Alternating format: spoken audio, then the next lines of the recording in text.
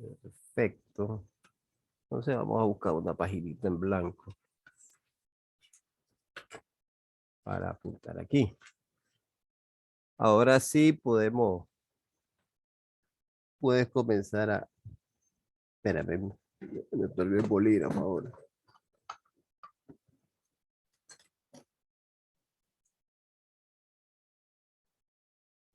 Instalaciones improvisadas, por eso es que...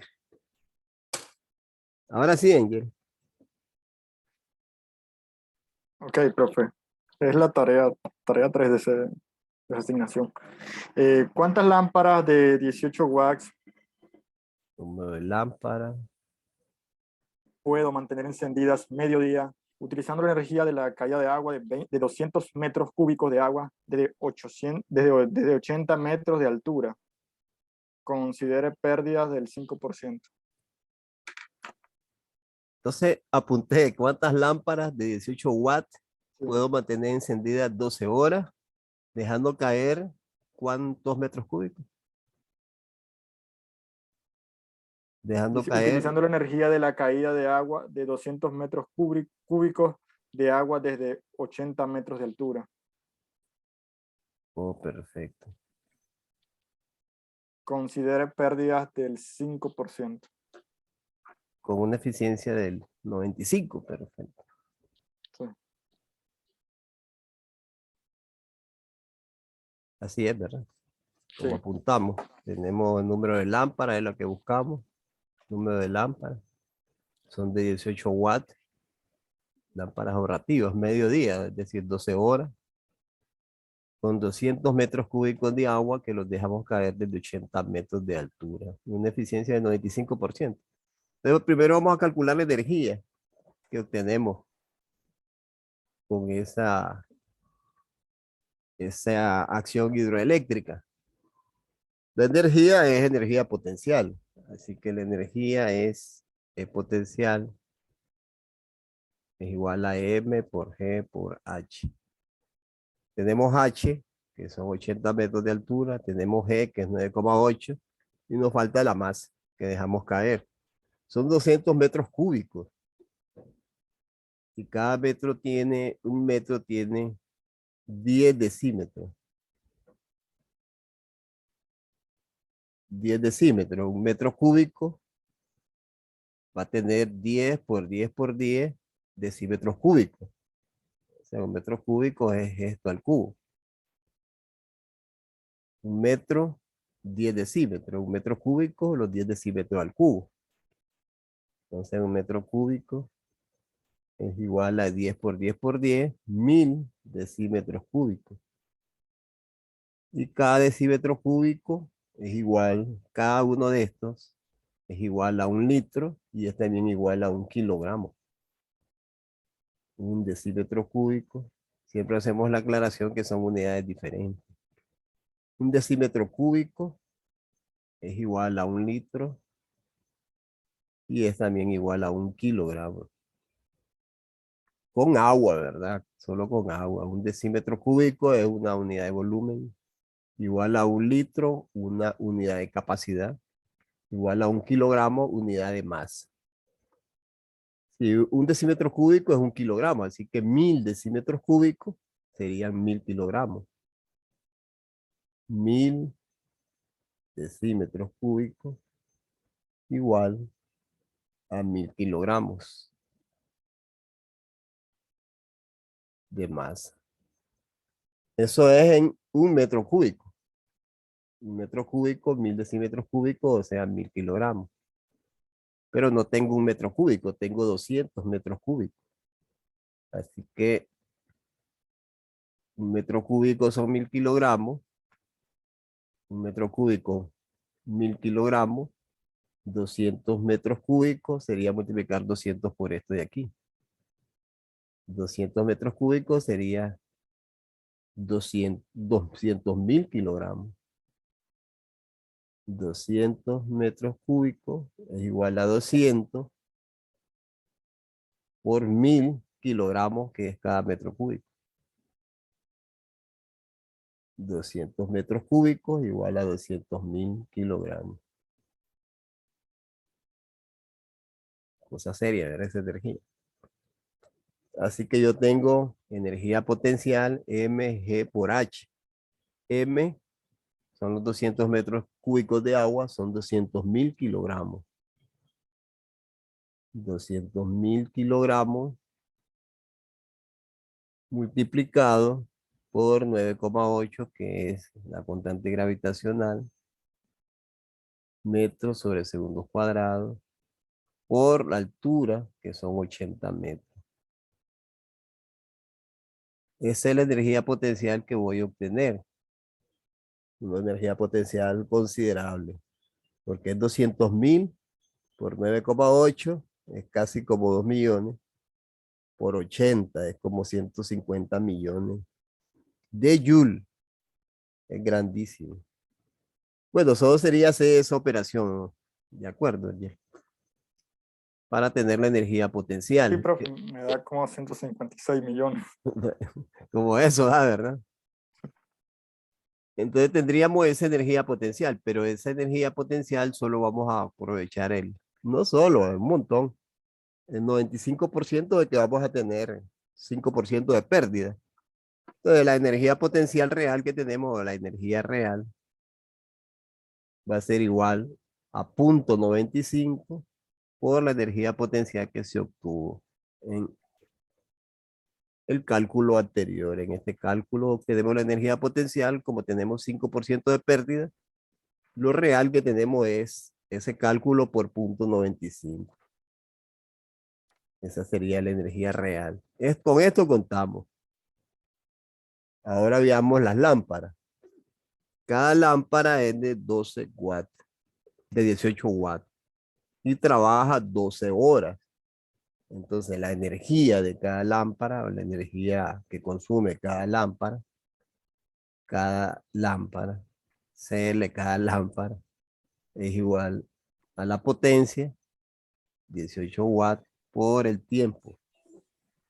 El tiempo son 12 horas, pero para que esa energía nos dé en Joule, como la tenemos arriba, tenemos que utilizar la unidad de tiempo. La unidad de tiempo internacional es el segundo, ¿verdad? No la hora. Entonces aquí tendríamos 18 watts por 12 horas por 60 minutos por 60 segundos, para que sea watt segundo. Y watt segundo es Joule.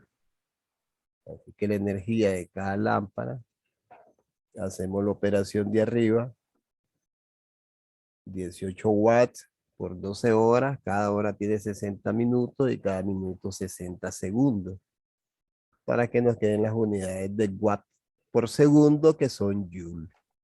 Después de hacer esta operación, ya tendríamos la energía que consume cada lámpara.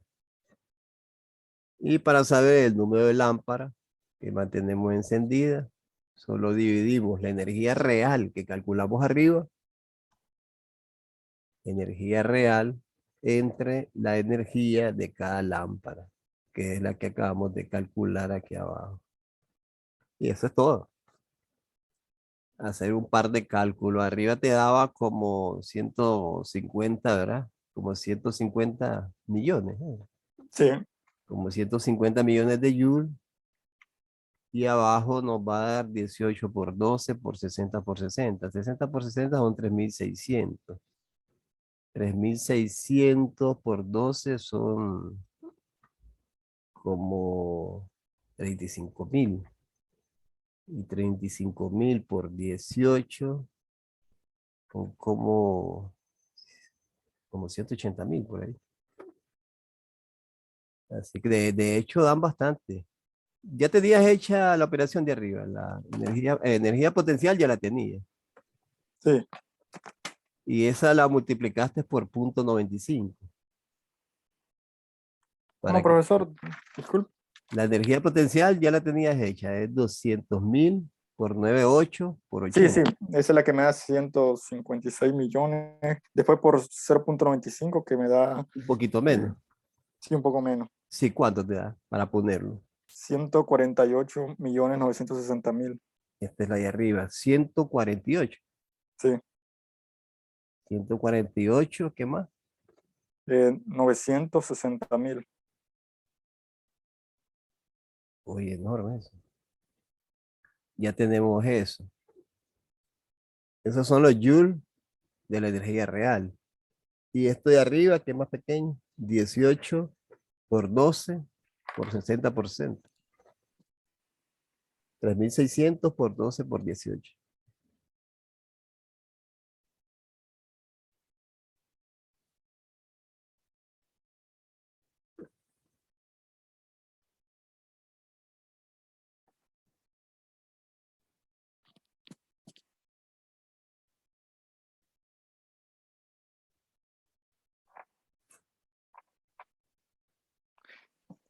Ya la hice, profesor, me da 37,600. ¿Cuál? SL, la energía de cada lámpara. Sí, ¿Cuánto? 37,600. 27.600 Joule.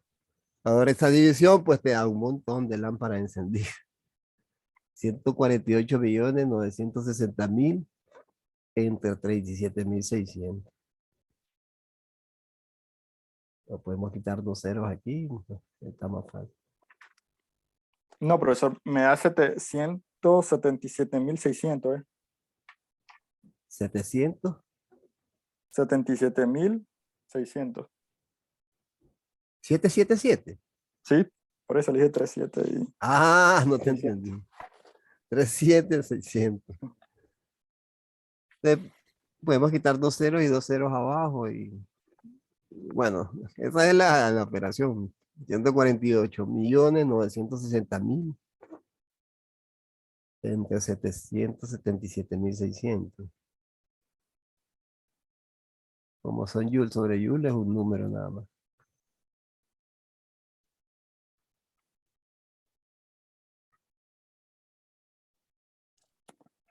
Me da 191,56. 191.56. 191 lámparas encendidas mediodía con una caída de agua de 200 metros cúbicos. O sea que si vive Bastante. cerca de un río uno, si vive cerca de un río, hace un embalse, hace una cascada y ya tiene la energía para todo el alumbrado. ciento Sí. noventa y 1 lámparas de 18 watts alumbradas, como 10, entre 10 eso, como 20 casas. Como 20 casas poniendo 10 lámparas en cada casa. Como 20 casas. Un pueblito ya. Lo importante es que ahí está la energía. Solo hay que buscar cómo usarla. Bueno, ya lo tenés resuelto, porque como está grabado, Sí. ya vas a ver lo que hay hoy. Hoy, como te decía, es parecido a lo que estuvimos viendo la última vez. ¿Y cómo sigue Puertas? Sigue viajando a Jinotega a hacer visitas. Parece porque no vino. Ay, no, anda de viaje, le gusta el frío. Ahí se lo quita cuando llega. Debe ser. Sí. No, describe el funcionamiento de un generador eólico, fotovoltaico e hidroeléctrico. Los generadores todos funcionan igual. Todos funcionan a partir de una energía primaria. En este caso, el que estábamos calculando es un generador hidroeléctrico. Lo que se hace es dejar caer agua, así como estábamos viendo. Esa agua cae sobre unas turbinas. Sí. Y cuando las turbinas giran, ellas giran dentro de imanes. Hay unos imanes permanentes grandes y las turbinas están en el centro. Así que cuando giran dentro de los imanes las turbinas, se induce un voltaje o una corriente eléctrica por el efecto de Faraday. Y ahí se obtiene la energía. Cuando se cae el agua se pierde poco, por eso es que la eficiencia es altísima en la hidroeléctrica. Aquí pusimos 5% de pérdidas, a veces hay mucho menos de eso. A veces se ocupa casi el 99% de la generación de energía en la hidroeléctrica. Es que tiene la ventaja de que no se calienta porque el agua absorbe todo el calor. Entonces no hay pérdidas por efecto de Joule. Las pérdidas siempre son de transporte. La eólica no es tan económica. La fotovoltaica es un poco cara también. La más fácil de instalar siempre es la hidroeléctrica. Todo es tener un riachuelo cerca, o una pequeña cascada y se diseña la turbina. Se consigue el imán permanente tampoco es difícil encontrarlo. Los generadores eólicos sí necesitan imanes permanentes que son caros, porque son de elementos tierras raras. Y esos elementos tierras raras cuesta encontrarlos. El que más los produce es China. China produce actualmente como el 95% de las necesidades de elementos tierras raras. O sea que China decide el mercado, si quiero te vendo, si no quiero no, y decide los precios también. Y los eólicos funcionan con esos imanes. Los hidroeléctricos pueden usar imanes de ferrita que son fáciles de encontrar, como los que tienen los parlantes. Claro, son imanes grandes. Pero los eólicos necesitan imanes de muchos Gauss. Entonces, eso los construyen con neodimio. Y el neodimio es un elemento, un metal tierra rara, muy difícil de encontrar. Aquí hay un parque, ¿verdad? El parque eólico que está en Rivas. Sí. No sé cuántos son, pero producen sus 5 megavatios. Si no producís 5 megavatios, no es rentable la empresa. Tienes que producir 5 o más. Porque menos de 5 no se puede meter uno a la red industrial. Entonces tendría que tener el parque solo para una instalación aparte. Y eso tampoco es rentable. Cada turbina de esas eólicas es enorme. Tienen de altura, creo que más de 100 metros. Ah, El- uf. y las paletas andan como en 60 metros cada paleta para que las mueva el viento. Y adentro tienen los imanes de neodimio, tiene la turbina cuando se mueven las paletas o las aspas, hace mover la turbina. En vez de moverlas con agua, se mueven con viento. Y la transformación es igual, la inducción electromagnética de Faraday. El fotovoltaico es diferente. Lo que se hace en el fotovoltaico es por medio de los rayos solares calentar los semiconductores. El silicio, cuando se calienta, rompe los enlaces covalentes. Y al romperse esos enlaces, se liberan electrones. Eso es lo que pasa en las placas fotovoltaicas. Con la temperatura solar, se les da energía cinética a los electrones. Estos vibran y rompen los enlaces covalentes que forma el silicio. Ya liberados los electrones, se les conduce hacia un acumulador. Es como una batería de las que usan los carros. Pero el acumulador tampoco se puede utilizar como tal. Se necesita después un inversor. El inversor convierte la corriente acumulada, que es corriente directa, la convierte en alterna. Después de convertir en alterna, se logra que llegue a alternar 60 ciclos por segundo o 60 Hz, que es lo que utilizamos en las viviendas y en la industria, 60 Hz. Y luego se somete esa energía a un amplificador de voltaje, puede ser un transformador, para que llegue a los 110 voltios o a los 220 voltios.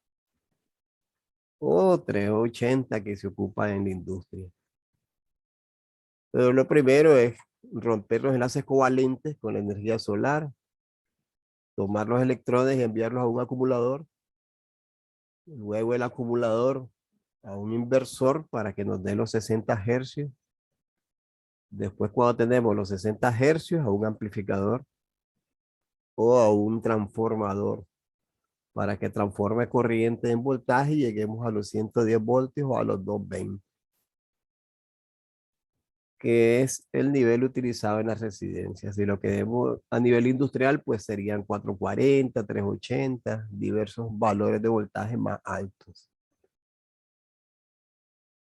La otra describe el funcionamiento de un transformador de voltaje, elevador y uno reductor. Bueno, el voltaje transforma voltaje en corriente a costa uno del otro. Si tenemos mucho voltaje y necesitamos corriente, pues reducimos el voltaje para elevar la corriente.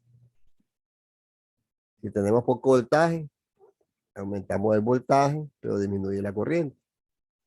Siempre con pérdida, porque la eficiencia de los transformadores anda por el 80%, 70%, siempre hay pérdida. Debido a que es un efecto de inducción electromagnética y la inducción se hace a través de los campos. Y los campos pues trabajan en ausencia de materias, solo son campos de energía. Entonces se sufren pérdidas al trasladar la inducción. Si queremos un elevador, necesitamos que el secundario tenga más vueltas, tenga mayor número de vueltas que el primario, si es elevador. Lo que vamos a obtener es un voltaje mucho mayor que en el primario. Si es uno reductor, vamos a obtener un voltaje menor que en el primario. Entonces el secundario tendría mucho menos número de vueltas que el primario. No es difícil, lo difícil es, bueno, tener el material y poderse hacerlo en la vida real. En teoría es sencillo. El motor eléctrico trabaja a diferencia del generador. Se tiene una energía primaria que es eléctrica y se convierte en energía mecánica. Ese es el motor eléctrico. Se tiene un estator y un rotor y con un imán permanente y un electroimán. El electroimán se pone en el rotor y el imán permanente en el estator. Cuando llega corriente al rotor, se genera el electroimán y coinciden los polos, siempre coinciden los polos con el imán permanente. Al coincidir los polos, se crea un momento de torsión magnetomotriz y como son polos iguales se repelen y al repelerse no pueden moverse hacia los lados, tienen que girar en un momento angular y al girar nos concede una energía mecánica. Esa energía mecánica de giro pues se utiliza para mover cargas, para mover ejes. Hacemos una transformación de esa energía rotatoria en energía lineal, en energía de un movimiento lineal en vez de angular y ya tenemos mucho que hacer con esos motores. O les ponemos aspas, ya son licuadoras, le ponemos cuchillos y ya tenemos batidoras, etcétera, etcétera. Entonces el motor toma energía eléctrica, la convierte en un electroimán y esos polos son contrarios, se repelen con los polos del imán permanente y se produce el momento magnetomotriz de giro, que es lo que se requiere para hacer girar el rotor. Girando el rotor ya tenemos el motor. Entonces lo que tenemos nosotros en el generador tenemos imán permanente, un imán permanente, y aquí adentro una turbina. Lo que hace la turbina, lo que tiene la turbina, aquí tenemos un imán permanente, ¿verdad? Que tiene un polo norte y un polo sur. Esta de aquí es la turbina, está llena de conductores. Vamos a ponerlos como que fueran espiras. Son conductores de cobre. Y a esta turbina se le ponen dispositivos, por ejemplo, aspas, como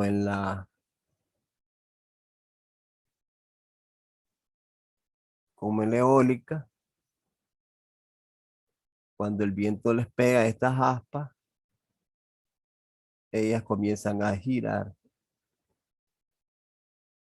Cuando el viento les pega, ellas giran. Giran con una velocidad angular. Si ellas giran dentro de este campo norte-sur, aquí está el campo, norte-sur, se induce por la ley de inducción de Faraday,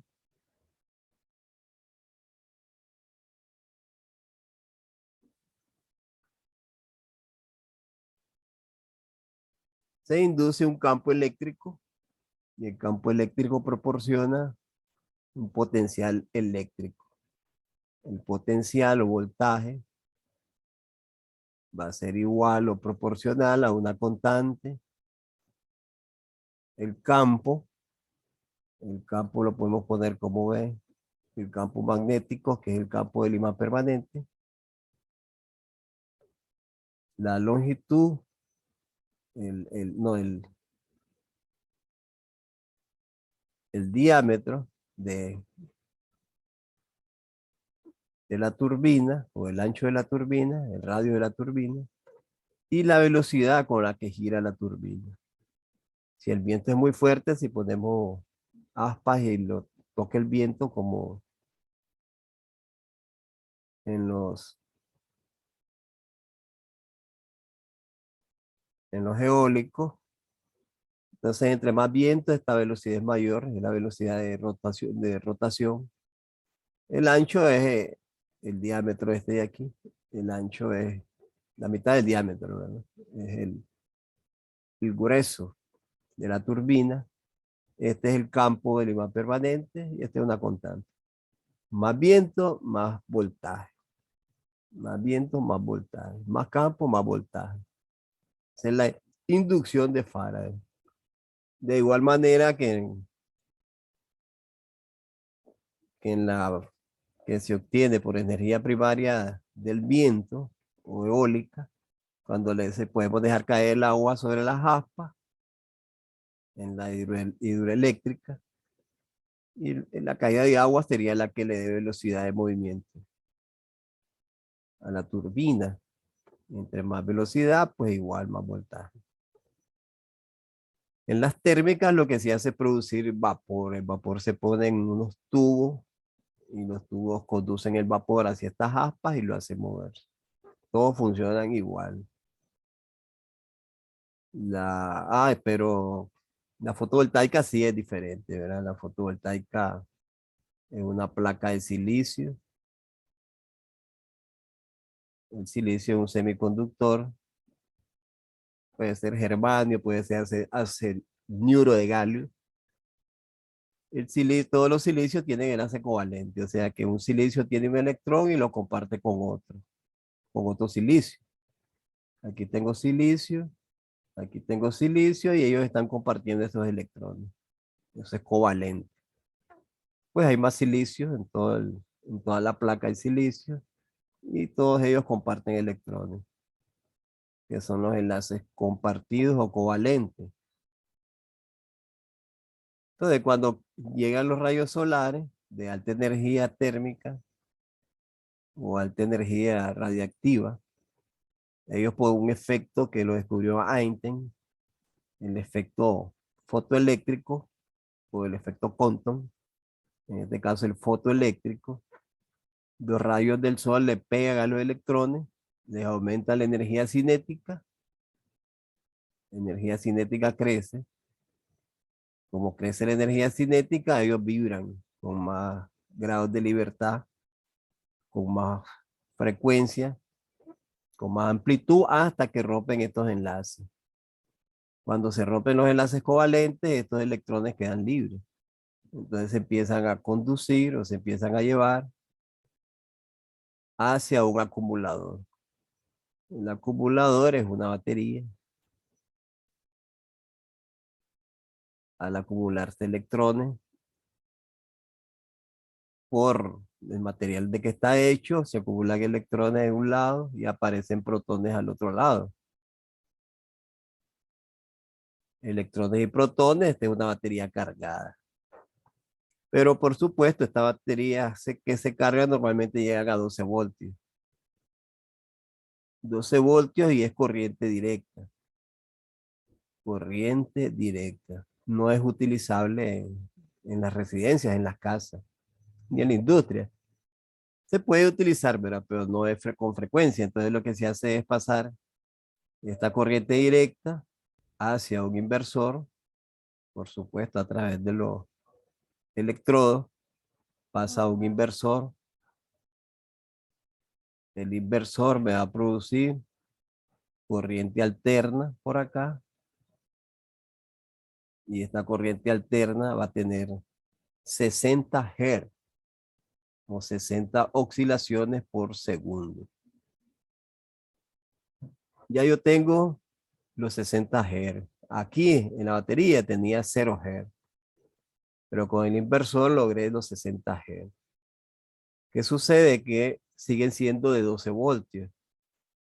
Como son de 12 voltios, son 60 Hz con 12 voltios, pues no me sirven para nada todavía. Así que esos 12 voltios con los 60 Hz de vibración lo pasamos por un transformador que me va a producir pérdidas como siempre.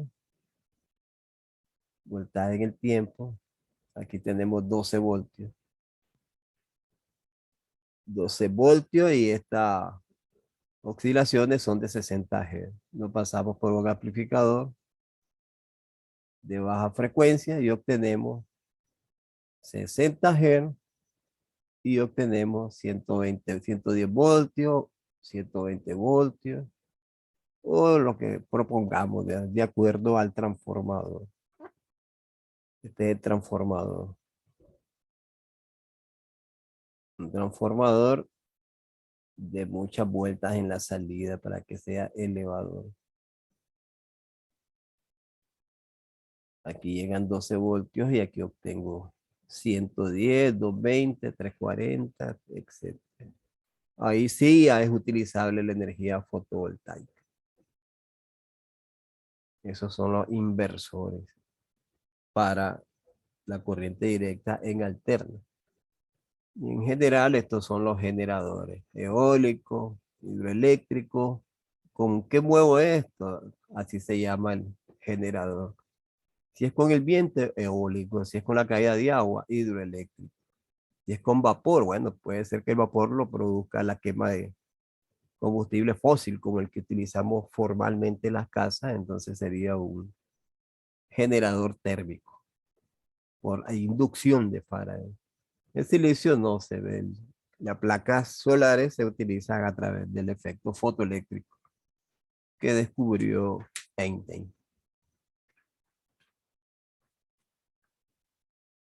Y eso sería todo lo que tenemos para toda la semana. Con esta explicación ya la puede contestar. Sí, profesor. Entonces, esto es todo, profe. Eso es todo, quedaríamos en eso. Ok. Que tenga un excelente día. Igual, profesor. Gracias. Bueno, nos vemos pronto.